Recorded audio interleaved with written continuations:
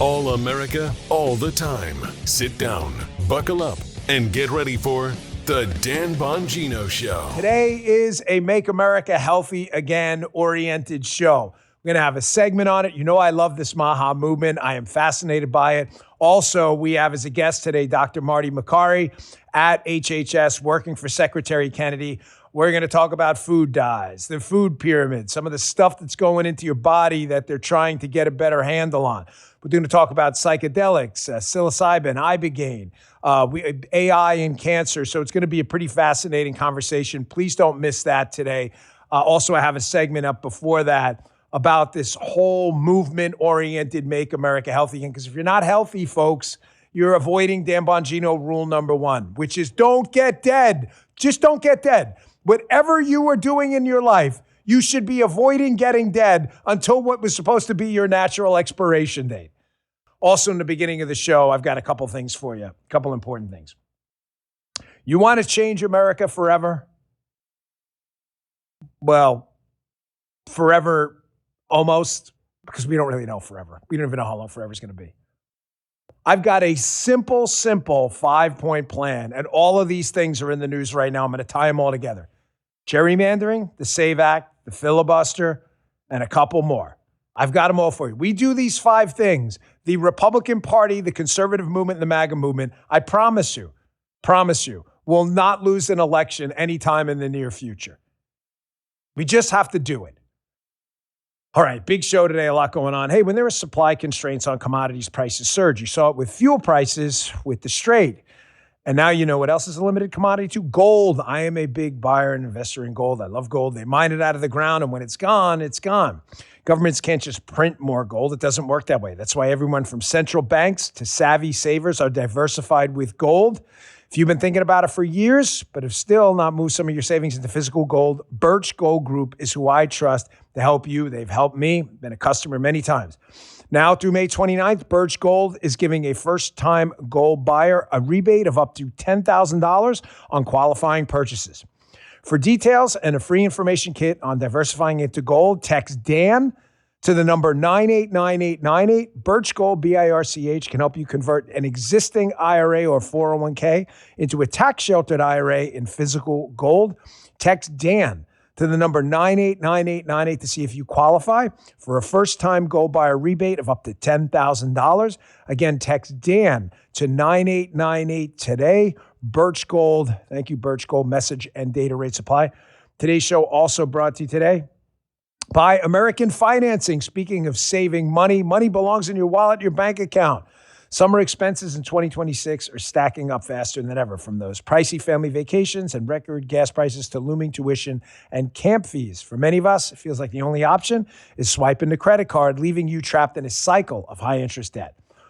Homeowners, American Financing has a way out for you. This isn't about shortcuts. It's a real strategic plan to reset your finances and reclaim your budget. At American Financing, they specialize in building plans tailored specifically to your goals. They look at your current debt and show you exactly how your home's equity can work smarter for you. Imagine rolling that high-interest debt into one simple, manageable monthly payment.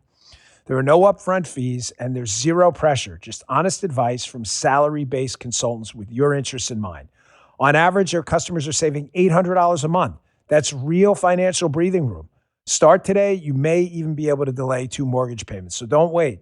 American Financing is America's home for home loans. They've been with me a long time. 888-994-7660 is their number. That's 888-994-7660.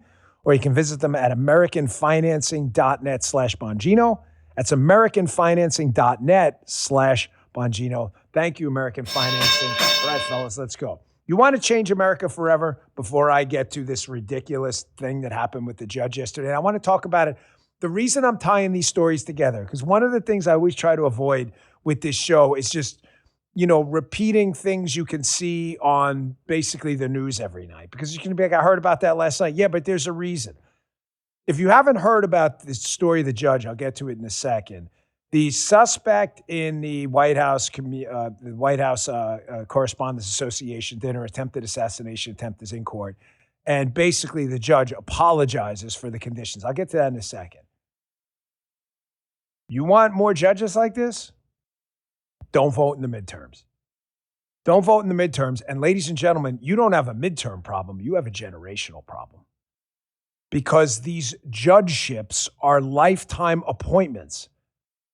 You lose a congressional race. Say there's a Republican, I don't care who it is, incumbent Joey Bag of Donuts in East Tunafish, and he loses to a Democrat.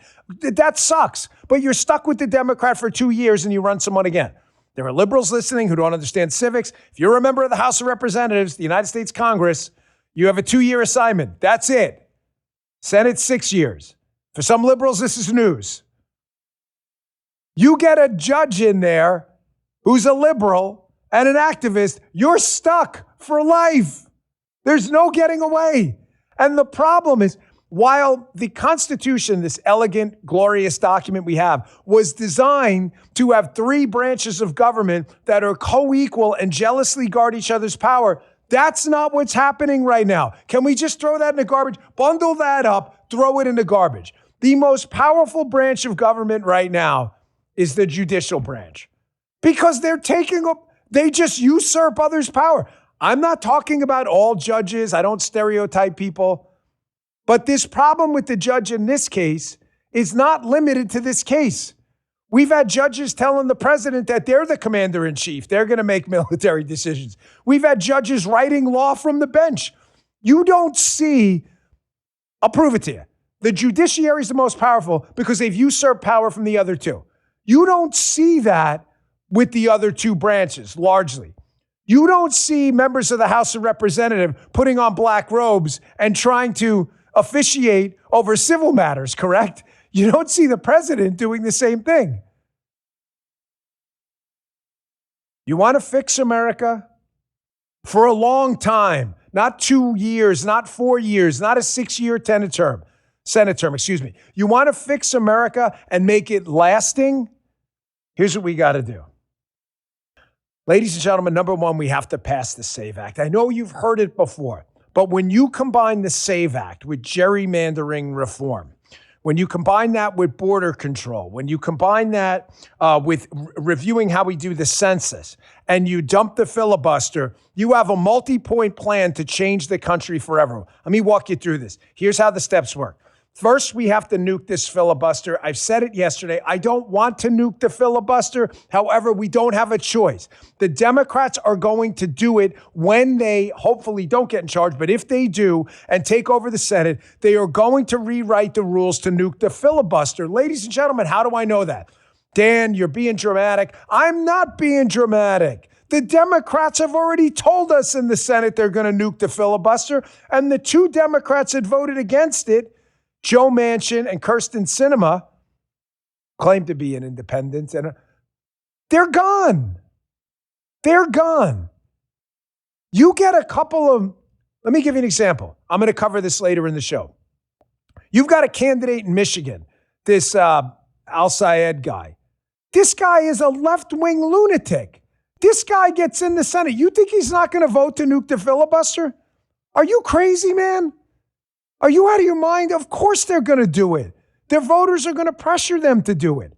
We've got to get rid of the filibuster and move to a majority in the Senate so we can do stuff and create an ownership culture in the United States Senate where when you're in charge, your party owns it. You can't just duck and go, oh, we couldn't overcome the filibuster. Democrats blocked us. No, there's no filibuster. You got the majority. You get it done.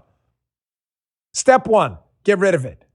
Step 2, pass the SAVE Act. Proof of citizenship and ID to vote, period. Identification, it's not hard. It is not difficult. This is not controversial. The overwhelming majority of voters support voter ID. This is not Jim Crow 7.2, whatever bullshit you're throwing out there to gin up race hostilities. That is not what's happening. This is a mass consensus position every sane, rational, logical voter supports. Dump the filibuster, push the SAVE Act through, make citizens produce ID to vote. No more illegals voting, no more scams, no more people showing up. I'm Joey Bag of Donuts. Are you Joey Bag of Donuts? Actually, I'm Jane Bag of Donuts. I'm pretending to be Joey Bag of Donuts to vote. Nope, you got to produce ID. Third, make sure by any political means necessary that the 2030 census does not count illegals in the country. The abuse of the census to push illegals into population counts has expanded blue states' ability to elect more members of the House of Representatives because there's a bigger population, which gives them a greater say in the presidential vote too, through the Electoral College. Illegals should not be counted. They have no legal right to be here. You do that, you are going to dramatically increase the chances of the Republican Party winning the presidency and winning the House of Representatives. Why? One, it's just not the right thing to do to count illegals. But second, because the Democrats are using this census to keep blue state political power, despite citizens evacuating blue states en masse. Fourth, the Supreme Court ruling, the Louisiana case just came down on the VRA, huge. There's not going to be any more racial gerrymanders. It's illegal. You cannot discriminate based on race, period. That's it. These racial gerrymanders are done. If Tennessee and some of these other states now come out, and Alabama and others, and now engage in a fair congressional map, not discriminating based on race, which is now illegal, ladies and gentlemen, we can pick up 4 or 5 more seats. You have that tweet from the DeSantis thing? And Ron DeSantis, who's been an excellent governor down here in Florida, just signed into law a redistricting of Florida, which could net us 4 more seats down here too. You see this out of Vote Hub. Breaking. This was yesterday. Florida Governor DeSantis signed a new congressional map into law. The map could net Republicans +4 in the midterm elections. Could. Dump the gerrymandering, get back to fair congressional maps, make them compact, make them more fair, stop discriminating based on race. And then step 5, which we're already at thanks to the incredible leadership of President Trump on this, secure the border to prevent another influx of illegals. Ladies and gentlemen, you implement that 1, 2, 3, 4, 5-point, multi-point plan, we will not lose an election for 20, 30 years. There is no way to manipulate outcomes. The cheating is not going to be kept to 0, but it's going to be kept to a minimum. The scams through the racial gerrymandering is going to stop. The use of illegals to buttress your numbers in blue states that don't deserve the political power they have. They don't deserve it. People are leaving their states. People don't want to live under Newsom in California or Hochul in New York. That's why they're freaking leaving. We will change America forever. And folks, none of these 5 items are pie in the sky, Pollyanna-ish bullshit. This is doable stuff. We have the capacity to nuke the filibuster right now. We have the majority in the Senate. This may be our last shot. We have the capacity right now, once we do that, nuke the filibuster, to pass the SAVE Act, voter ID, proof of citizenship. No more illegals voting. We certainly have the capacity for census reform. We already implemented the capacity to fix racial gerrymandering and get it back to fair maps. We're doing it right now, Florida and others. And President Trump has already moved on the border. So half of these items are already 90% done. We can do this. We do not have to accept second best. I say this because I am so confident. You may say, how are you so confident the Democrats will lose once elections are free and fair and free of racial discrimination? How are you so confident, Dan?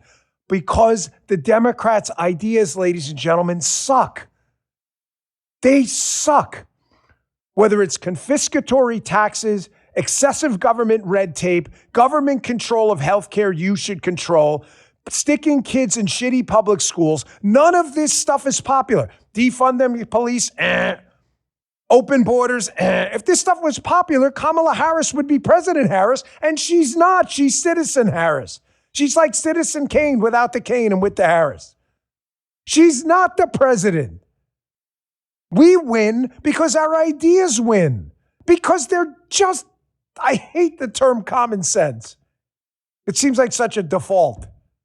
They're just common sense. Defund the police. What do you want to get mugged? I don't want to get mugged. Well, who's going to stop you from getting mugged? The police? So give me more police. Taxes? No one wants to pay more taxes. Democrats in Congress have been accused of evading taxes. No, if they're so popular paying taxes, why don't people pay more? Because taxes suck. If public schools were doing such a great job, why is there a mass push for homeschooling, school choice? Why do people want a choice if the choice they have now, air quotes choice, it's like a Hobson's choice, go to public schools, is so popular? If government-run healthcare is so terrific, why is Medicaid and Medicare both going bankrupt on a mass scale? Why? And that's what leads me to this. If we lose the Senate, we are going to have another series of judges who are not going to get onto the bench, speaking in counterfactuals. Why? Because President Trump has 2 more years after the November election. Obviously, it's a 4-year term. The midterms are 2 years in. Folks, the Democrats will not vote in a single judicial nominee from the point they swear in the U.S. Senate. They will not confirm one more. That's it. They're going to hold all of these spots open, hoping they win the presidency. Let's hope they don't, 2028. And then you want to see judges? Oh, my gosh. You are going to have judges in the Barack Obama, Hakeem Jeffries, Bernie Sanders mode on the bench.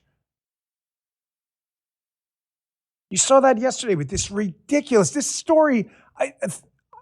This is one of those stories I typically don't cover, but in the larger context of the problem we're having with judicial activism and 3 branches of government that are not co-equal anymore, the judicial branch is entirely taken over. We have to fix this problem.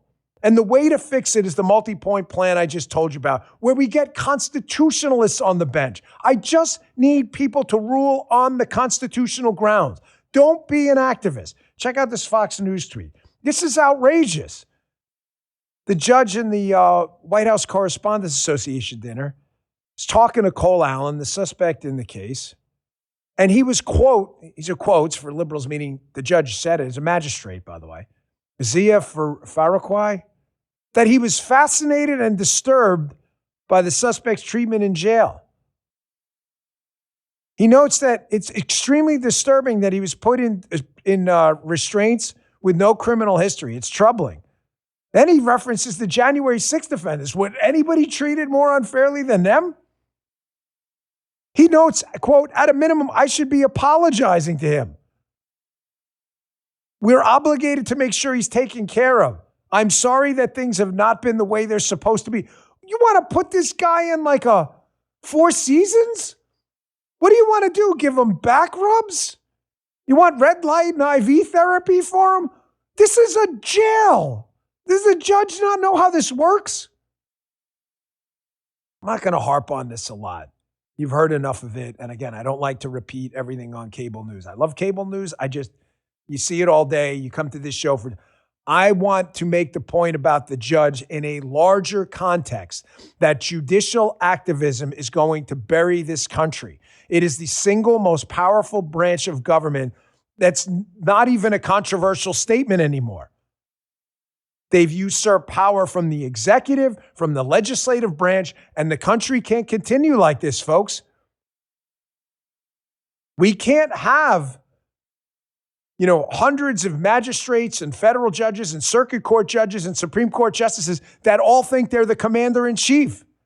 We can't have them thinking they're the Senate majority or minority leader.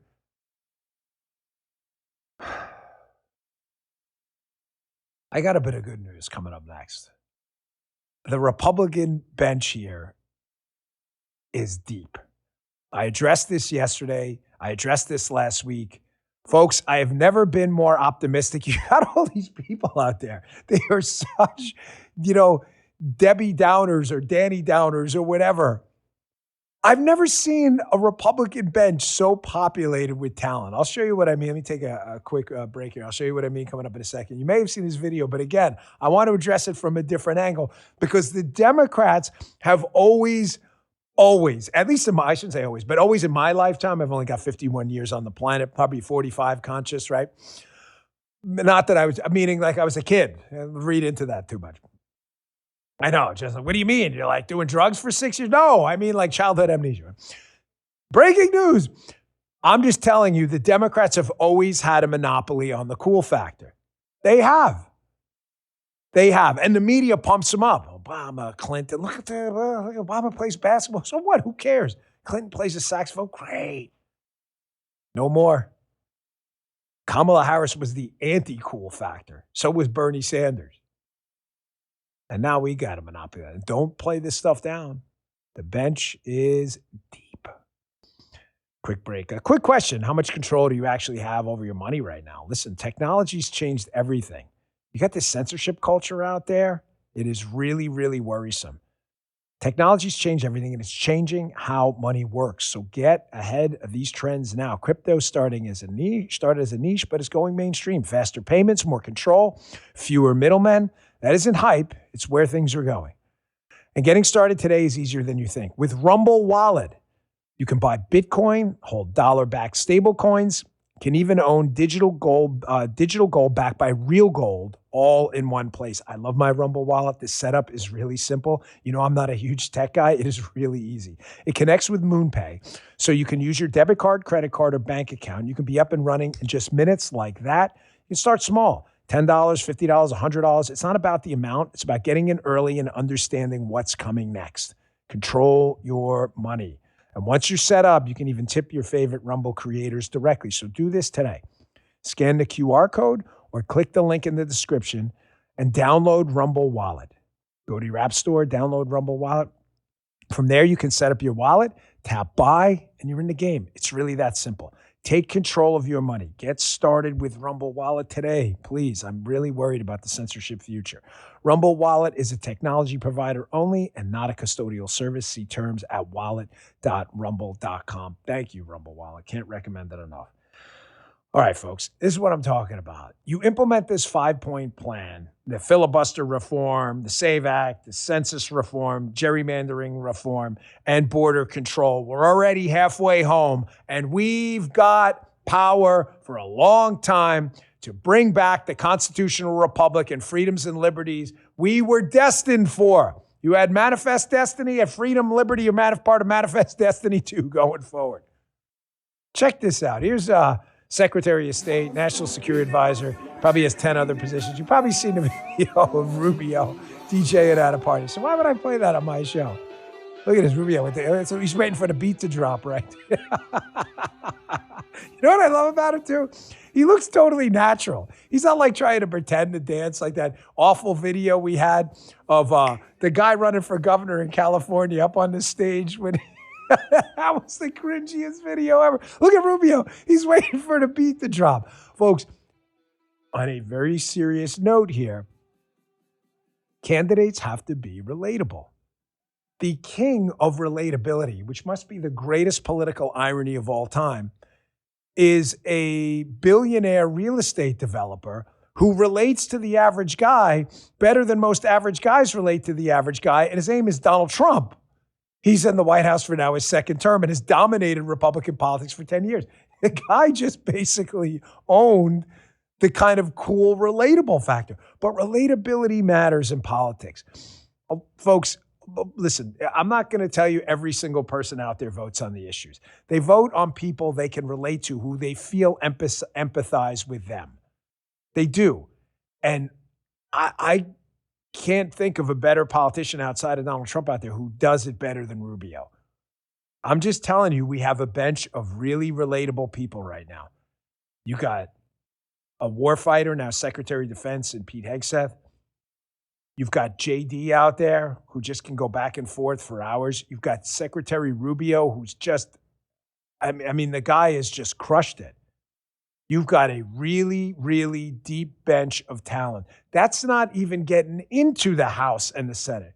Brandon Gill, Congressman Brandon Gill, who we played his clips on the show so many times. Just these guys are really tearing it up. So the point of this whole thing with the 5-point plan and the reforms is we're already halfway there. This stuff is happening. Don't listen to nothing is happening. We just need to push the football into the end zone. We're at like the 5-yard line right now. A few run plays and maybe a short pass, and we are in. The bench is deep.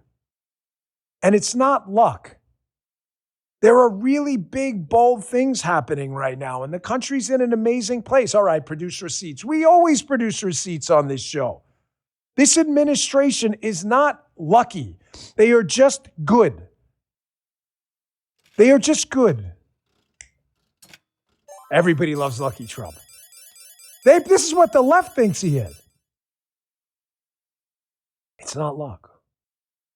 This administration, from Rubio on down, is just good. Another rock star on our team right now in the cabinet is Treasury Secretary Scott Bessent. He's not as out there as others, and obviously I think he said it in the Wall Street Journal editorial article he did. He did an interview in long form. I think he's indicated he's not really interested in politics. Bessent's done an amazing job. Here he is talking about corporate earnings. Ladies and gentlemen, I know this is a topic like the left wingers. Businesses, corporate earnings, who really gives a shit? Big, blah, blah, blah, blah. If businesses don't make money, you're not getting paid. Who the hell do you think most of us work for? Whether our own or someone else's. Corporations, businesses, that's who we work for. You don't want them making money and producing stuff? What kind of idiot are you? Here's Scott Bessent on really spectacular corporate earnings figures as we have earnings season come out and quarterly filings. Check this out. Cognizant that this short-term blip up in prices is affecting the American people, but I am also confident on the other side of this, prices are going to come down very quickly. The conflict will end. If we look at the stock market, what does the stock market see right now? The stock market is looking through this. Corporate earnings are good, employment is good, and this gasoline, this temporary aberration will be over in a matter of weeks or a month. You're going to do it to the audience? You're really going to do this to him? Justin insists that you guys see this again. You want to hear that? You saw Rubio before, right? DJ and dropping the beat, dropping a little finger wag going. Here's the Democrats. This is the guy who's one of the leading candidates for governor in California, Tom Steyer. You can see it. Folks, just don't do it. Don't do it. Don't do it. I'm sorry. And is that his wife? Because you guys are always more fascinated by the wife in the background. Don't do it. Friends don't let friends, if you're running for office, do these political dances on stage. Just don't do it. We'll just continue to avoid that. We'll DJ at a party and continue to produce results. They're not luck, I promise you. All right, enough torture. You don't have to put it on loop. They've had enough. The chat is in mutiny. Who said that? April 25th in the chat. Pathetic. Cringe. Who said that? Cringe. Rad back on. Yes, it is cringe. It's goofy. However, this administration keeps banging out the results. That's an important segment by Bessent. Folks, I know it's not sexy or whatever. Corporations making money. I'm going to talk about corporations. Well, you better want to talk about corporations. Who do you think's producing all this stuff, from computers to biomedical science material to our food? Corporations. Look at these numbers by Zero Hedge in this tweet on output. Factory. You don't have factories, you don't have stuff. You don't have stuff, you don't have wealth. Dan, I want to talk about emotional well-being. Great, that's really super important. I love that topic. Wall that off. If you are not materially wealthy unless you have materials. Materials come from factories. Zero Hedge. Core U.S. factory orders surged in March to best year-over-year growth since November of 2022. That sounds to me like good news. I thought the doomers told us everything's falling apart. Look at that. It's an actual chart, too. Amazing. A lot of green on that chart. Here's some more good news coming out of the administration. I have a vested interest in this. Full disclosure, you know my prior position. However, this is all good news. The nation's homicide rates and crime rates are still collapsing. They are going down. That's a good thing. Like, that's less people who got dead. Here's FBI Director Kash Patel. Huge. In April, Baltimore hit a record low for homicides, the lowest number ever since 1970 when tracking began. Lives are being saved every day across the country. He did a long-form interview with Sean Hannity. He's going to air today on Hangout with Sean Hannity, the same show I was on last week. I encourage you to watch it, where he talks about all this. This is not an accident. Again, I've explained to you the UFAP bars. I'm not going to, because it's about me. I feel it's too self-serving, but it's important you put it out there. Baltimore's got a very special place in my heart. I spent, almost 13 years of my life in Maryland, living in Anne Arundel County, right outside of Baltimore. Many Orioles games we went to. Ravens games. That's kind of important. You don't have, forget about factories. You don't have people working in the factories because they're dead. You're not going to produce stuff because there's no people because they're dead. By the way, thank you to the great Rudy Giuliani. He's having a health crisis right now. Please continue your prayers. There is an unbelievable power to prayer. I know a lot of you understand. I addressed this. We love you, Mayor Giuliani. But I'm going to tell you something. Those numbers Director Patel's talking about, lowest homicide rates, lowest crime rates, they would not be if it weren't for Rudy Giuliani at the tip of the spear of the crime-fighting movement with his push on broken windows policing. So I found this clip of Mayor Mamdani, this classless tool. I'm trying to be nice. I don't know why. He's asked about Mayor Giuliani yesterday. Hey, Mayor Giuliani's having a health crisis. He did a lot for the city after 9/11. Man, just grow a pair of balls and say, hey, he did do a lot. It was a tough time for the city. Nope, Mamdani can't do it. Watch this little bit of verbal judo to avoid saying anything nice about a guy who probably saved the city from implosion when he was the mayor for 2 terms. Check this out. Anything you'd like to say about his contributions to the city, the fact that he got the city through 9/11? I think former Mayor Giuliani is someone that we as New Yorkers know well, and he's been a fixture in our city's politics and public life for so many years. And I know that many New Yorkers are concerned by the reports that he's in critical condition. And so we do keep him and his family in our prayers at this time. That's it? That's the best you can do? I'm sorry, man, but the mayor deserves better than this. If it wasn't for him, the city would have collapsed a long time ago. Folks, this segment is about good things happening. Number 1, we are halfway through this 5-point plan. We can push it over the edge, okay? Number 2, our bench is deep. We have tremendously talented, relatable, cool factor candidates who can run. Number 3, the economy's in a really good spot. Is it a great spot? I don't like to use the word great because there's always room for improvement. It's in a very good spot. The public safety situation, we're in an unbelievable spot. The border is nearly sealed. Also, you now have this, thanks to independent journalists, the Nick Shirleys and others out there who've been doing this stuff for years, who've been exposing government malfeasance and misfeasance. You're now starting to see generational problems start to get fixed. The focus on fraud with the vice president and the task force, the massive number of arrests they've engaged in there and in California and elsewhere. Another thing I've mentioned to you that's a huge problem that finally people are starting to focus on is the massive amount of grifting and waste in the education system at the state, local, territorial, tribal, and federal level. The education system, I told you when I ran for office in Maryland, a guy came in, he was a Democrat, Prince George's County, but he wasn't happy with the Democrats in Maryland. He says to me, I was running for Senate, he goes, Dan, I'm going to tell you something. You take on the public education system, they're going to come for you with bloody knives, man. I said, why? I mean, these kids should, want to get an education, so should their parents. He said, it's not about education. I said, the education money's not about education? He said, no. He said, the public education system's a jobs program. It's not an education system. That's why this story warmed my heart yesterday. Here's a quick Fox News hit about, again, another focus by this Justice Department on the Illinois education system and some of the stuff they're doing, because some of this jobs program that the public education system's become is not about education jobs, but about DEI jobs, division jobs, non-diversity, non-equity, and non-inclusion. Check this out. The Trump administration is investigating dozens of Illinois school districts, and prosecutors say they helped children change genders without telling their parents. The review is also looking at whether the districts violated parents' right to opt their child out of lessons on gender and sexuality. Senior correspondent Mike Tobin reports from Chicago. Mike, this just keeps happening.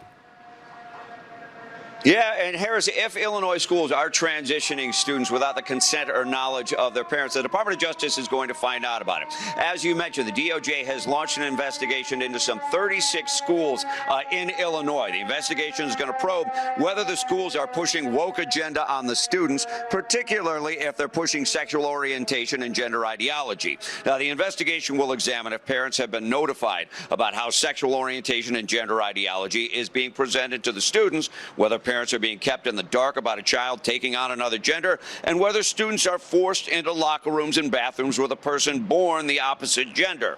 Assistant Attorney General Harmeet Dillon tells Fox News parents have a right to know the curriculum being presented to their kids. Folks, this story should warm your heart. The education system at, again, the federal and SLTT level is not an education system. It is a jobs program for leftists engaged in division, DEI bullshit, non-meritocratic institutions. Things are happening, big things. And I'm not going to let these little kind of non-niche, but they portrayed as niche stories slip through the cracks. They are hugely important in the big picture. Don't lose faith. And I definitely don't lose faith in these midterm elections. I'm not going to allow it. I'm not going to let the doomerism stop people from voting under the guise of, well, nothing makes a difference because nothing's happening. It is happening, and it's going to continue to happen. And a lot of this stuff is really transformative and amazing. Don't give in to the doomerism.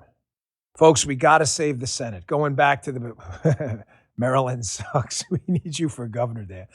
I'll let you in a little secret. Well, not a secret. I think we had did we file at the time? It's so long ago. When I ran for Congress in Maryland, I considered running for governor again because I'd run statewide and we had performed very well. It was a three-way race at the time. But I like being a voice here on the outside. I really do. If I can inspire just a sliver of this audience to go and vote, I know we can make a difference. I know it. Go pull 10 people with you and we'll make an even bigger difference. Folks, we got to save the Senate. We have got to save the Senate, period. If we don't, we're going to have this continued problem we had discussed in the beginning of the show with these left-wing judges usurping the power of the other two branches and engaging in ridiculous behaviors like apologizing from the bench from a suspect in a case who is on video unloading a shot at a Secret Service agent. They're in real trouble in the Senate. I'm just going to go through a couple of quick test cases and how bad their candidate selection process has been so far.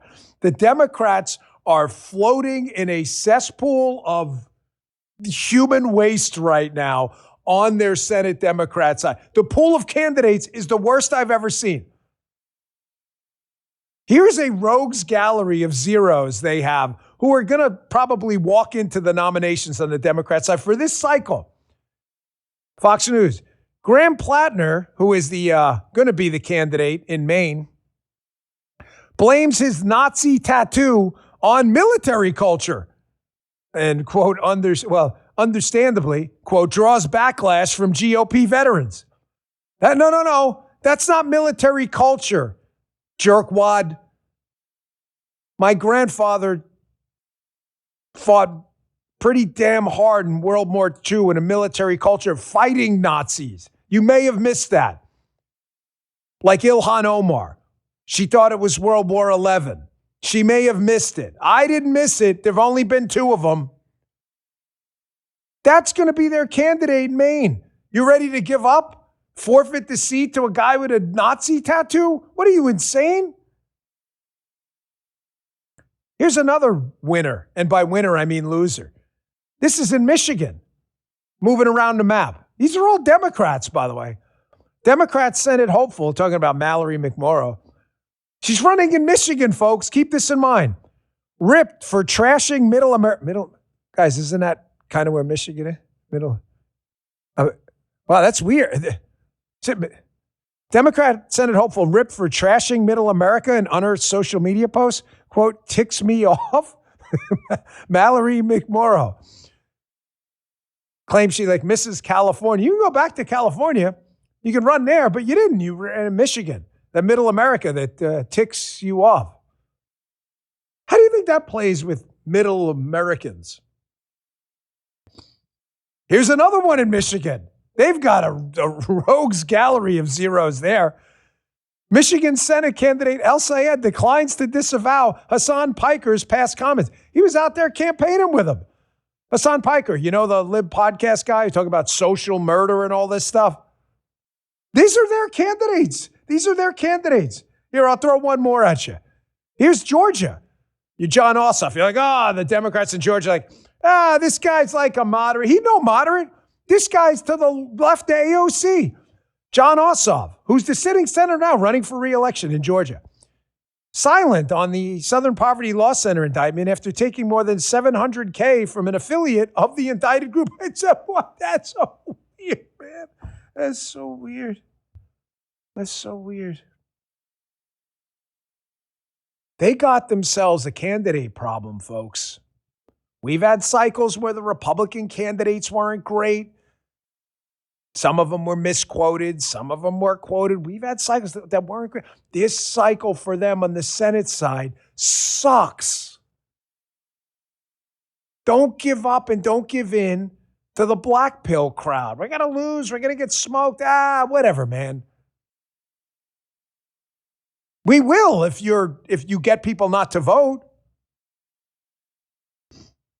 Folks, let's talk also your financial health moving forward, because there are other things happening as well. One of the areas, listen, I understand. There are, again, I've said this a lot. There are a lot of differing opinions on what we should be doing right now about Iran. Should we be there? Should we not be there? How extensive should the military action be? What's happening with the Strait? I understand. I'm very comfortable with where we are. We've deposed the leadership. We're now in control of the state. We're guaranteeing safe passage on the Oman side. I think we're in really good shape. We've been there a couple months. I'd like to see it wrap up sometime soon. I think the president feels the same way. However, there is zero doubt in my mind that we have established a good, solid, long-term future for petrochemical markets and gas prices moving forward. Listen, there's no doubt in my mind that there's been a temporary dislocation in the petrochemical markets. However, I want you to listen to this clip by Peter St. Onge. I love this guy's clips. He does great work on economics. He's talking about something really important. OPEC. OPEC has been a cartel of oil exporting nations that have engaged in basically price fixing for years. They dominated the world oil and gas market forever. OPEC is in real trouble right now for a lot of reasons. And this war right now going on in Iran is not helping them at all. Here's a quick one from Peter St. Onge on exactly this. Check this out. So who wins, who loses? For the moment, not much changes. The Strait of Hormuz is driving oil prices. But once the war is over, according to analyst Procurability, global oil prices could drop $5 to $10 on UAE alone, which is about 50 cents a gallon at the pump. It's great for countries that import a lot of oil, like Europe, Japan, and China. It's mixed for countries that are basically self-sufficient, like the U.S., and of course, it is terrible for countries that export a lot of oil, especially Saudi Arabia and Russia. The wider question is, will other OPEC members follow Dubai out the door? Does the entire cartel break up? Because if that happens, it could drop oil prices closer to $20 compared to pre-war. You'd be looking at $40 to $45. You'd also be looking at a paradise of $2 gasoline. That would mean roughly $500 billion transferred from producers to consumers, which alone would also grow the entire world economy, since oil and gas go into almost everything: factories, trucking, plastics, chemicals, cement, steel, fertilizer. Let me walk you through this quick for all of the people out there thinking this is a disaster. Oh my gosh, we've had a dislocation in oil and gas prices. You're not thinking midterm, long-term, man. I'm really sorry. Who is going to power the future economy? What business? I don't think there's any serious doubt out there that it's going to be artificial intelligence and productivity enhancements. How does artificial intelligence work? It requires a data center. Data centers require a lot of energy. Where's that energy going to come from? Oil, gas, nuclear, but it's definitely going to be petrochemicals as well. There's no doubt that's part of the portfolio. OPEC thought they would mess around with Donald Trump in Trump 45. What did Donald Trump do? Donald Trump says, I want to build our ability to export oil and gas here, promotes the hydrofracking business. We start becoming one of the world's leading exporters of oil and gas. What happens? OPEC starts screwing around. They try to drop the price. They try to drop the price to run a lot of oil and gas companies in the United States out of business because they can't be profitable at that low oil price. You think, well, that sucks. They won. No, they didn't. Why, Dan? What happened? A lot of these companies that were not really efficient oil and gas producers in the United States went out of business. But a lot of other companies that figured out how to be efficient went in and scooped up a lot of those wells and made them really efficient where they're able to run at, say, a $50 per barrel price. You get what I'm saying? They thought they were screwing us over, but they actually helped us by creative destruction. The Iranians also, by shutting down the Strait, because of Donald Trump's actions over there, pissed off the UAE, the United Arab Emirates, that's now pulled out of OPEC and said, we're not going to do that shit anymore. This hit on Fox yesterday about the UAE that is really annoyed because now the Iranians are attacking their oil facilities.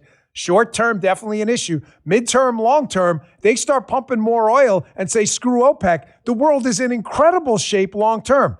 They're also starting to call out the Iranians for what they are, their leadership. Check this out. The United Arab Emirates is now accusing Iran of hitting with 2 drones, striking an empty oil tanker as it made its way through the Strait of Hormuz, an attack again by 2 Iranian drones. At the same time, South Korea says it is now working to verify that one of its vessels was also attacked by Iran. Now, this comes as Iran is warning the United States not to interfere in the Strait of Hormuz or else. Take a look at this statement from Iran's head of the military of their united forces. It says, quote, "We warn that any foreign armed forces, especially the aggressive U.S. Army, will be attacked if they intend to approach and enter the Strait of Hormuz."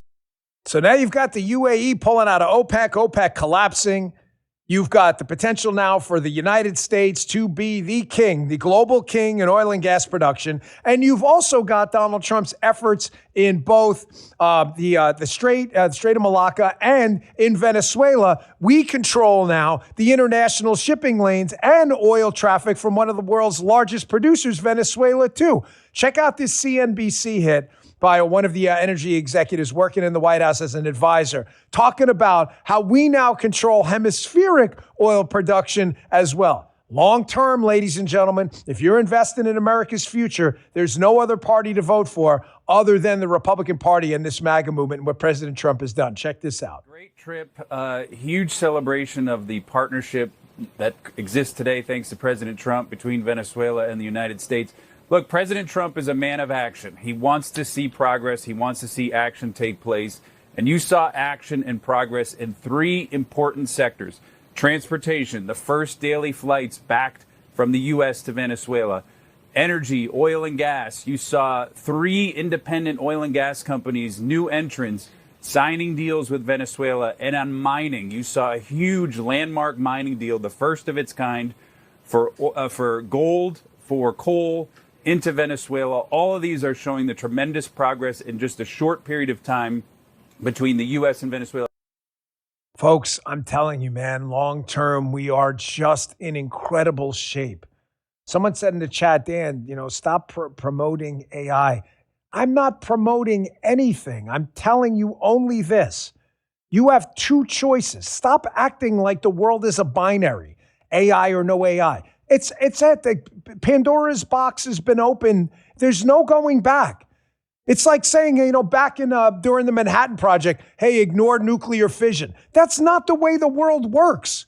You can either get out ahead of it and manage both the threats and opportunities. Nuclear fission wasn't all bad. Well, it created bombs. Yeah, it also created energy. That's not the way the world works. The world is on the margin. Everything is a little bit of this for a trade-off and a little bit of that for a trade-off. Artificial intelligence is here. There's no just like, we're just going to ignore it and let China figure out a way to use AI to infiltrate our industrial control systems and kill us all by manipulating the water supply. That's not the way this works. The world is a complicated place. That's why I appreciate having a transactional pragmatist like Donald Trump in the White House who doesn't bullshit people about the trade-offs. He's a transactional guy. He doesn't get all emotional about stuff. Speaks emotionally, but his decisions are very practical. Folks, the politics of the moment could not be better for this whole MAGA movement. There is a large and flourishing component I mentioned in the beginning of the show of the MAGA movement called the MAHA movement, Make America Healthy Again. I am really proud to align with it. I mean, it's not my movement. It's just a movement. It does its own thing. It's organic. I'm obsessed with life hacks. We've had guests on the show in that direction. We're going to have more. I have Dr. Marty Makary in the FDA coming up in just a little bit. We're going to talk about exactly some of these items, psychedelics, the food pyramid, hormone replacement therapy, something a lot of people have asked about. There were scare tactics about it for years. This is a powerful movement. Folks, I don't want to be dramatic with my language. But as someone who went through not a cancer scare, but actual cancer and the treatment, we have been poisoning our bodies for decades. God gave us a food supply. He gave us fruits and vegetables and grains and legumes and meat and all of these beautiful, wonderful things with these active phytochemicals and proteins and minerals, micronutrients, vitamins. And what are we doing? We're like, not all, but many of us are like shopping down the middle of the supermarket, eating bowls of like, dye-infested, multi-grain crap, garbage, sugar-infested cereals in the morning. That's not natural, man. We got to get back to doing the basics. Shop around the supermarket. It is almost impossible to overeat on like steak, chicken, apples, and salad. It's nearly impossible. Your stomach's not big enough. I promise you, though, I can eat. I'm an eater, man. I can eat like you've never. Have you guys not seen me eat? Josh is kind of new to his head, but Justin's seen me eat. I eat like an animal, like a freaking savage animal man beast. Nobody eats. But the thing is, I just eat natural food, so it's impossible to calorically overeat. We got this guy who drops off some food sometime at the house, and he's like, "Is this all for you?" And I'm like, "Oh, yeah, that's for me." He's like, "That's not you, Paul, and the kids." I go, No, they go to a separate place. He's right. Justin said, do not get between Dan and shrimp cocktail. I love me some shrimp. Was that shrimp and prime rib? Was that the Teen Titans? I don't even like prime rib. But the shrimp, oh, man, I eat the hell out of that damn thing. So we had a little work party. I almost bit Justin's finger. What do you mean it's not for you?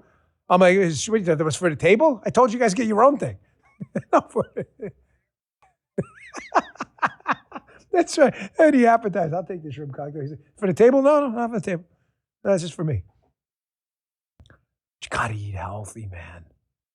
I want to show you some of the, do not underestimate the power politically of the MAHA movement, but for your own health. Folks, the old way of thinking was, get old, let sarcopenia kick in, you're going to lose your muscle, you're just going to lose, you're going to get dementia. Folks, some of that tragically is going to happen. However, a lot of this stuff is preventable. You do not have to lose 90% of your muscle in your 80s and 90s. No, yeah. I saw this tweet from AP, it's Associated Press, but it's about, health, so whatever. Taiwanese grandmothers aged 89 and 91 train at the gym. Yes, good for you, Taiwanese grandmothers. They note that an increasing number of elderly people in Taiwan's super age society are hitting the gym to stay healthy, both physically and mentally. I thought decades ago, medical professionals said to just sit home and rest. Do not sit home and rest. You will die.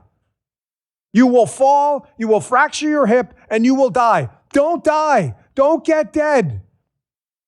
We used a little bit of AI just for the audio translation of this. Thank you, guys, because, on Apple and Spotify, you wouldn't be able to see it. But here's a translation of a video. There's an actual video of this 89 and 91-year-old grandmothers hitting the gym, working out like animals. And I mean that as a compliment. One of them is actually using a hex bar deadlift. Check this out.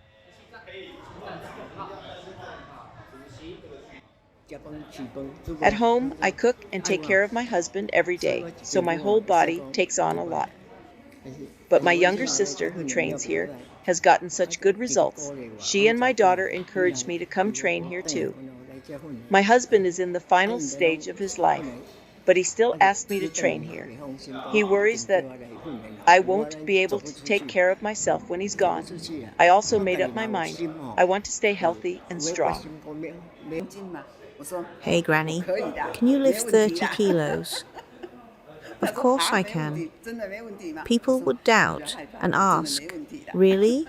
And I would say, don't worry. I really can.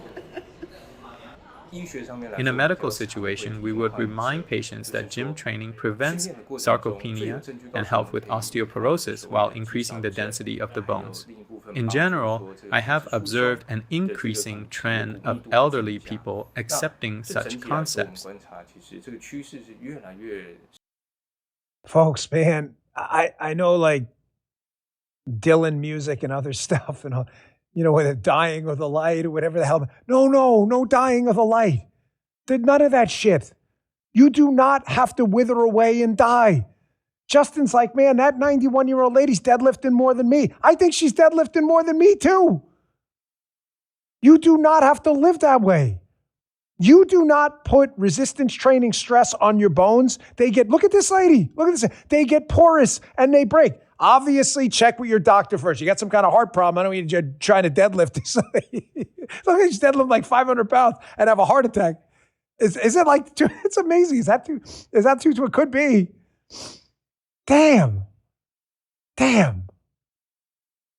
Folks, another thing too, not just physically do you need to stay active. If you are a member of this Maha movement, spread the word. Go get yourself medically checked out and get moving and go do something. I'm not telling you after a life of busting your ass, you got to go take on another full-time job. It's not my business at 51 to question people who've been through world wars and elsewhere. But I am telling you this. There's an interesting piece I read this morning, I don't know if it's in the Wall Street Journal, about how Winston Churchill had depression. He called it the black dog that would follow him around. That runs in my family. I know what that feeling is like. I do. I call it the black cloud. You're sad for no reason. It's just hard to shake. There's a good, reasonably good fix for that. You know what it is? Doing stuff. How Churchill would go lay bricks. Lay bricks. Yeah. Gave him something to do. Gets his mind off like wallowing on these fake sorrows you have when you're I'm not talking about real sorrow. Like someone dies, you're really sad. Depression, it's like not anchored to anything real. You're just sad for no good reason. Get moving. Go out and do stuff. I got a feel-good story for you. I saw this yesterday on social media. This guy's just an American hero. Number one, serves in our military. Guy's 90 years old. His name, Lawrence Santucci. Sounds pretty Italian. I love them Italians. I got an Italian last name myself. I'm half.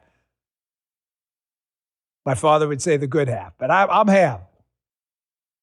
Here's this guy, Lawrence Santucci, 90 years old. Still working a full day of public service over there at TSA. I think it's an ABC story. This is going to give you the feels. Check this out. At John Wayne Airport in Orange County, 90-year-old Lawrence Santucci still works at TSA checkpoint and shows up before sunrise. He's inspirational. The Army veteran is the oldest TSA officer in the country, but working for the TSA was not part of his original plan. After an unexpected financial hardship, he joined in 2008 when he was in his 70s. I had to come back to work because I wanted to save my house. What began as a way to rebuild became a second career. I try to instill on people when they come to work, you're here to protect life and property. And this week, his usual early arrival came with a special surprise. Happy birthday, Dad. His daughter Marie says service is what keeps him going. He loves our country and wants to serve others, and that's why he won't retire. Santucci says that work ethic started long before the TSA. At 13, I built my first shoe shine box. At 90 years young, Lawrence Santucci still has a pep in his step, finding pride and purpose at the airport. What am I going to do if I retire? Sit down? Karmatic Magic in the chat says, learning to be happy when you don't feel comfortable is the key to happiness. You're darn right. Man, I mean, does that not give you the feels? Folks, stay moving, man. My father retired for like 10 minutes. The hardest working guy I ever met. My father is up at My father ran a buildings department on Long Island. He was the boss. He was the boss for 15 years or whatever. He did not have to get in work before 9. But in order to set an example for employees who worked there, my father would get in the office, seriously, like 5 or 6 in the morning. I know because I lived in an apartment off his house and I'd hear his car start up and it'd be like, I'd look at my clock, it'd be like 4:40. He'd always wake me up and what the hell is he doing? He retired for like 10 minutes. He couldn't take it. Now all he does is charity work. He lives down in Cary, North Carolina. You got to stay active, man. I got a great guest coming up for you, Dr. Marty Makary. We're going to talk about all of the things you've been interested in the Make America Healthy Again movement and what's happening in the Trump administration, in HHS and the FDA. Don't miss it. Quick break, and we'll get right to our guests. So please stay tuned. You're going to enjoy it. Here's a question. How many brokers does it take to insure your business? We have had this problem. Paul and I running our business. It's a nightmare. You're calling like 10, 20 different brokers for insurance products. It is a time suck like you've never seen. If you're like most business owners, the answer is way too many. Multiple policies, multiple applications, the same information over and over again, and no clear view of how it all fits together. And when questions come up, it's not easy to get the clarity you need. SuperSure changes that. One broker for all of your business insurance, backed by a team that works with you year-round, not just at renewal. It's super important. There's a cost to your time. Save it. Check out SuperSure. If you've ever stared at a policy wondering what it actually covers, SuperSure has a fine print facts tool that translates the legal jargon into plain English. You got to try it so you know what's covered and what's not. You've seen all that stuff, like thousands of pages of boilerplate. What does this even mean? Right now, you can go to supersure.com/Bongino. Check it out and get a full report on your current policies with no obligation. Check it out. You're going to love it. Find out if you're overinsured, underinsured, or somewhere in between. So go today. Go to supersure.com/Bongino. One super agency, one spot, one powerful platform for all your policies in one place. Makes it really easy. Go today. Check it out. Supersure.com/Bongino. If you're a business owner like me, you won't regret it. That's supersure.com/Bongino. Paid for by SuperSure Insurance Agency LLC, a licensed insurance agency. Consult with a licensed insurance producer to discuss coverage options for your specific business needs.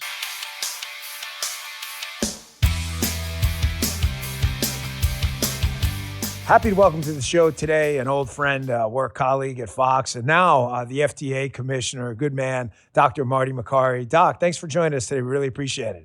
Thanks for having me. So, Doc, I was watching Fox a couple of weeks ago, was it? I'm losing track of time as I get older at 51. Maybe you can help me with the longevity stuff, too. But I saw a press conference with Joe Rogan. I think everybody saw it. It was on the weekend. It was about a topic I find really fascinating. Psilocybin, ibogaine, the growing use for PTSD and other mental health disorders. A lot of vets have found some use in this, and it was just a fascinating press conference. Where do you see this field going? What's the FDA's role? The dangers of it. Give your general perspective on this really explosive trend. Well, it's an amazing area of medical research, and we have to listen to the veterans that have had dramatic and profound testimonials where we know there's nothing else that really works well. And so that is data. When people are giving incredible testimonials at scale, that is data. So we can use both our standard randomized controlled trial models and listen to those stories. You know, we've lost more veterans from suicide than we did the entire Iran-Afghan wars combined. So the wars are over, but our men and women are still dying. And that's because the battle is still raging in their mind. And these products, the psychedelics, are doing something. So we would like to see good data. We'd like to see approvals based on good data. And we want to see them administered in a controlled setting. So you're not just picking it up at a pharmacy. It's administered under medical supervision, under very clear circumstances, like we do with other potentially problematic drugs. So we'll see where this field goes, but we've issued national priority vouchers. That means we're going to get decisions out quickly. Given the broad mental health epidemic that we have in the United States, we owe it to veterans and we owe it to those suffering with these conditions to get a decision out quickly from the FDA. Doc, what's the biochemical kind of pharmacokinetics of this? Is it some rewiring of the brain component? I mean, listen, there are 1,000 Twitter doctors out there, and listen, it's great. I love the democratization of information, but, I prefer the actual, science on this.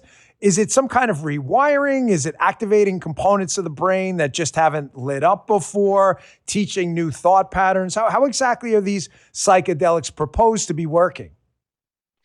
It's interesting. We don't know exactly why, but when people have functional MRIs on these medications, what they notice is that the brain is not lighting up, almost as if there's a disconnect or a separation between different emotions or feelings, as if somebody can observe something in the past or reconcile. And you hear testimonials of people reliving an explosion that they witnessed during a war or a trauma in the past. And we don't know how that results in a therapeutic value. We may never know. There are drugs in medicine, we just don't know how they work, but we see results. Steroids, for example, we really don't know how they work. Lithium for bipolar disorder. Maybe this will be one of those medications. We'll see. Doc, a couple other things I've seen you speak out about, I was really happy to hear about. There's been a lot of scare tactics about, hormone replacement therapy, which has become very popular. I live in the state of Florida. We have a lot of retirees down here. They want to live active lives. I think many of them, honestly, are more concerned about quality than quantity. I mean, everybody wants to live long, but they want to live a good life into their 80s and 90s. They don't want to be in homes. They don't want to be non-ambulatory. It's a very popular growing treatment. However, if you read some of the old reports out there, they tell you, don't touch it. You're going to get cancer. You're going to get prostate cancer. You're going to get breast cancer. It seemed like a lot of scare tactics. There should be some massive outbreak down here in Florida if that was the case. I've heard you speak out about this. What's the current FDA stance on this? Well, look, these are powerful therapeutics, and they're replacing hormones that are normally and naturally in the body. That's the most important thing. Now, the benefits are different for men versus women. I think they're far more profound for women postmenopausal who start hormone replacement therapy. And you're right, the fear machine has prevented 50 million women since this dogma got magnified 23 years ago. 50 million women, a lost generation in the minds of some doctors, have never been able to have access or came in asking for it, or it's talked out of it, or were just too afraid because of these scary complications that we now know just didn't play out or played out nowhere near the proportions. And the risk-benefit ratios for the vast majority of women favor starting it. Women live longer and feel better, so up to 5 years longer in some studies. And for men, testosterone therapy enables some people who have normally low testosterone, and we don't know if that's from inactivity and not working out as much, or if it's what comes first, the chicken or the egg. But men who are older can have low testosterone, and replacing that does have some benefits. Now, it's hard to take it for women. For men, it's not as easy as for women. They can wear a little, Band-Aid type of patch on their body to deliver the estrogen, and there are many ways to get progesterone if it's indicated. For men, it's more difficult to administer, and the benefits are not as profound long term. We're talking to Dr. Marty Makary, FDA commissioner. Doc, the muscle loss is retention of muscle, I should say, do it in the opposite, is one of the best predictors of longevity, along with VO2 max. One of the only ways to do that, of course, is to exercise, resistance training, aerobic training. But there's simply no doubt that we are seeing a decline population-wide in these natural hormone levels, testosterone, estrogen. There's a lot of theories out there why pesticides. I've heard of, estrogen mimetics in our food. Any thoughts on that? And the only reason I ask is because some of the folks I know who are taking these specific products, some of the doctors I talk to as well will tell you, we're really just with the replacement back where normal average people were basically like 100 years ago when they were getting sunlight outdoors and working. Your thoughts on that? Yeah, that's right. People are not as active as they used to be. We don't talk enough about screen addiction. It's not just with kids, it's with adults also. So muscle mass is the number one predictor of longevity, just as you pointed out. I think activity goes a long way. It goes 100%. a long way. If you look at the predictors of what's resulting in the lower fertility rates in the United States, and we got some scary trends going on. Puberty is about a week earlier every decade. I mean, that's not a good trend. We see fertility rates declining 5 to 10% with every several year period. That's not a good trend. You talk about existential threat. I mean, that might be it. So there's many theories. One is that it's the chemicals that we're exposed to. Another theory is the microplastics. So we've got active ongoing research at the NIH under Secretary Kennedy, not just on drugs and operations, but also on the root causes of these problems. Doc, one of the most powerful political movements that I see growing at a just geometric rate right now is this whole MAHA movement, which I'm actually proud to align with. We've ignored this topic for too long. We've focused, and I think you even as a medical doctor would agree that we focus too much on treating the symptoms rather than not getting to the symptoms, and lifestyle changes. Lifestyle changes themselves probably would knock out a good portion of cancers, heart disease, strokes, all of it. So the fact that we're now starting to get back to the basics, and one of the things I've seen your department and Secretary Kennedy focus on as well, are the foods we're putting in their body. I'd like you to address both the food pyramid, which has been a train wreck for the longest time. I mean, you had people eating rice cakes for a while thinking this was healthy. And then also a second portion of that, the dyes and some of the non-natural components put into our food supply. Well, first of all, we're talking about this for the first time in history. The FDA does not belong to pharma. It belongs to the American people, and that's who we're here to serve. So we're talking about the root causes, not just drugging our nation's kids at scale when we pound them with ultra-processed food again and again. And they can't sit still at a desk for 6 hours. And what do? We diagnose them and drug them at scale. We've got to take a fresh new approach. So we rewrote the food pyramid with USDA to talk about protein and real food versus ultra-processed food. That's the real dichotomy people need to be educated on. It's not tiptoe around natural fat and drink skim milk. That's outdated. That's wrong. Food pyramid in the past was written by the food industry. We're writing it based on good nutrition science. We're also calling out the GRAS standard, which allows chemicals to be self-declared as safe by companies. We are looking at all the chemicals in the food of children. We started with our action to remove all 9 artificial food dyes that are based on petroleum. Kids don't need more petroleum in their body. And then we are moving to the next tier of chemicals, BHA, BHT, azodicarbonamide, which puts literally bubbles in yoga mats to make it fluffy. And it's also in sneaker soles. And someone had the idea to put it in dough and feed it to kids to get more volume. Well, what's happening is the kids are eating this nutrient-poor food and they're feeling full, but they're not satisfied because they're not getting the nutrients they need. And then they eat more. And that is the result. That's what's resulting in obesity. 40% of our nation's kids have a chronic disease, many related to obesity and diabetes. It's not a willpower problem. This is something we are doing to our nation's kids, and it's got to stop. Yeah, let's listen. I love petroleum, but keep it in the gas tank. I mean, it's great for maybe jelly on the Vaseline or something, but I'm not sure I want to be ingesting it. I think that's fantastic. My humble opinion. I can't lavish enough praise on the department for looking into this stuff. We've just never considered this stuff at this kind of scale in the past. And, Doc, I tell my friends all the time, at 51, I don't have the luxury of food cheat days and things anymore. I just don't. My the metabolism slows down. You're just not where you were in your 20s. It's really hard to get obese and nutritionally out of shape if you just shop in the perimeter of the supermarket. I mean, Dr. Marty, you know as well as I do, it's very easy to eat 3 or 4 Snickers when you're really hungry. And that is an enormous amount of sugar and calories.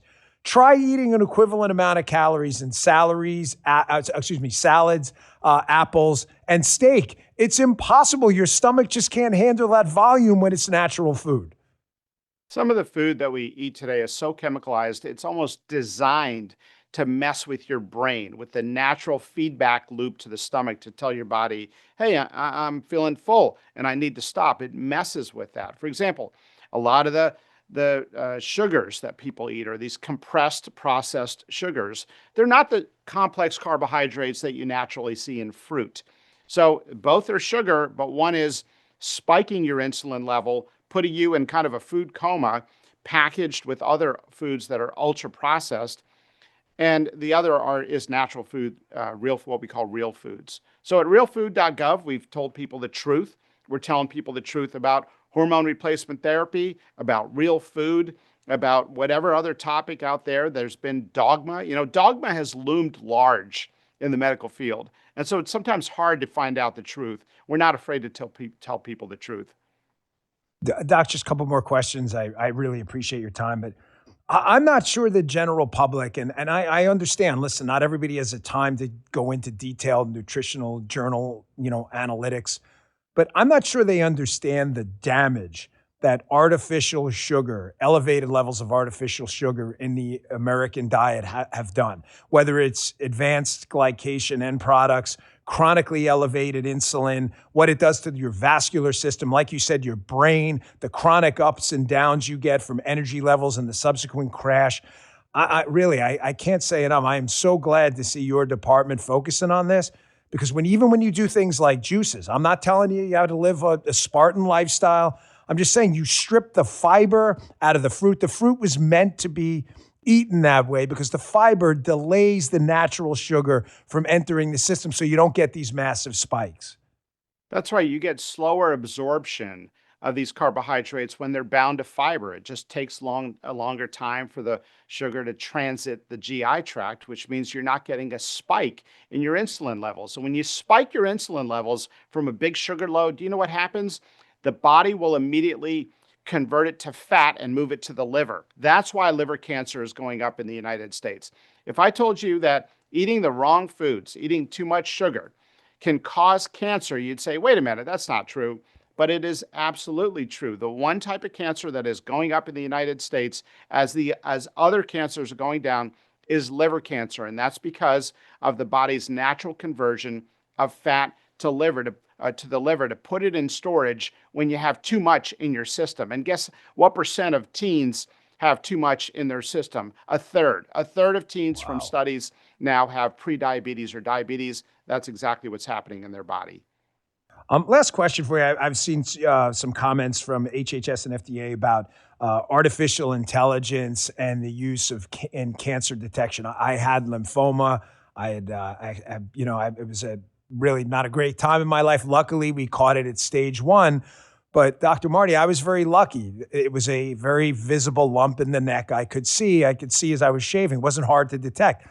If you have a cancer like pancreatic, where the symptoms show up typically at stage 3 to 5, there's no recovering from that. I mean, it's possible, but it's very unlikely.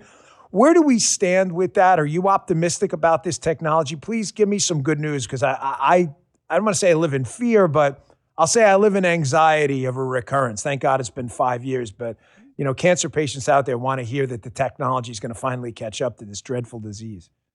Well, you're exactly right, and so glad to see you're doing better. We were cheering you on all the way. You've done really phenomenal. Pancreas cancer is one of the toughest cancers. I took care of pancreas cancer patients for my 22-year career at Johns Hopkins. It was my area of specialty. It's hard when you break bad news to somebody and they look at you and say, is there anything out there?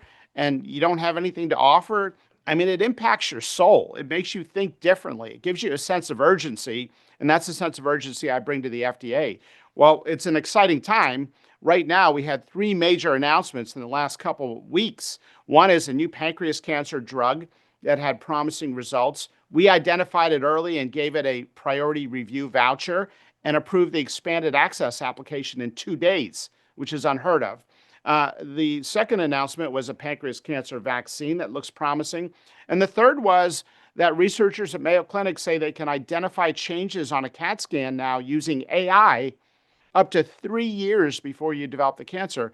Right now, there's no screening for pancreatic cancer. So we got 3 promising data points all in the last couple of weeks.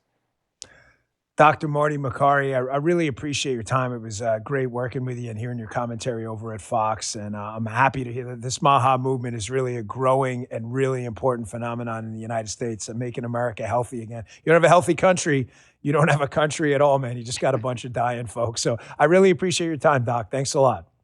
Good to see you. Folks, I hope you enjoyed that. I know a lot of you are health hackers like me. Dr. Makaria's take on AI and cancer, the food pyramid.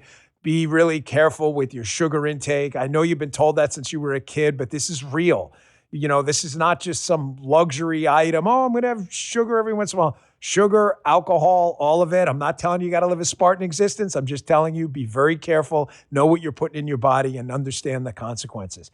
Check out Haley at noon at rumble.com/Haley.